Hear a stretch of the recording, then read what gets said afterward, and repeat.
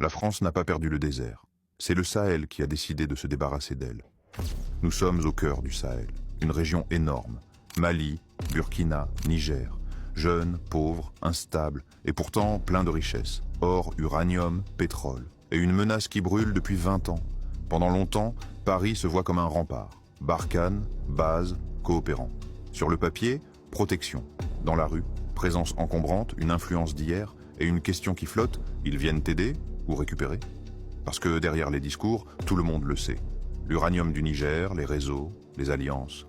Personne ne le dit, mais tout le monde le murmure. Imaginez, un village du nord du Mali. La nuit, on n'entend que le vent. Le matin, on voit passer des uniformes, différents drapeaux, toujours les mêmes problèmes. Et ce sentiment qui grandit, les puissants parlent, mais rien ne change pour vous. Puis arrive la fracture, une armée humiliée, des attaques répétées, et un narratif qui devient un cri. Ils sont là, mais tout s'écroule.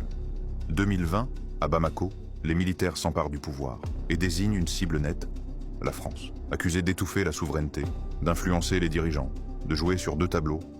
Vrai ou faux, on s'en fiche. Un narratif n'a pas besoin d'être exact. Il doit sonner juste. Et celui-là sonnait très juste. Alors les portes claquent. Le Mali vire Barkhane. Le Burkina suit.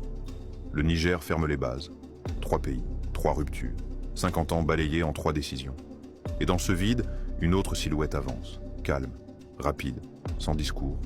La Russie. Des hommes sans drapeau. Des offres directes, pas de morale, juste des moyens. Le Sahel bascule. Mais le point crucial est ailleurs. La France n'a pas perdu militairement. Elle a perdu la confiance. Elle a perdu la jeunesse. Et dans une région où 70% ont moins de 25 ans, perdre la jeunesse, c'est perdre l'avenir. C'est perdre la région. Alors, que retenir de cette histoire? Que dans le Sahel, l'influence ne se perd pas dans les combats, mais dans les regards? Qu'on peut gagner des batailles et perdre un continent? Ou que parfois, une génération suffit à renverser un empire invisible? Moi, je t'ai pas raconté une défaite.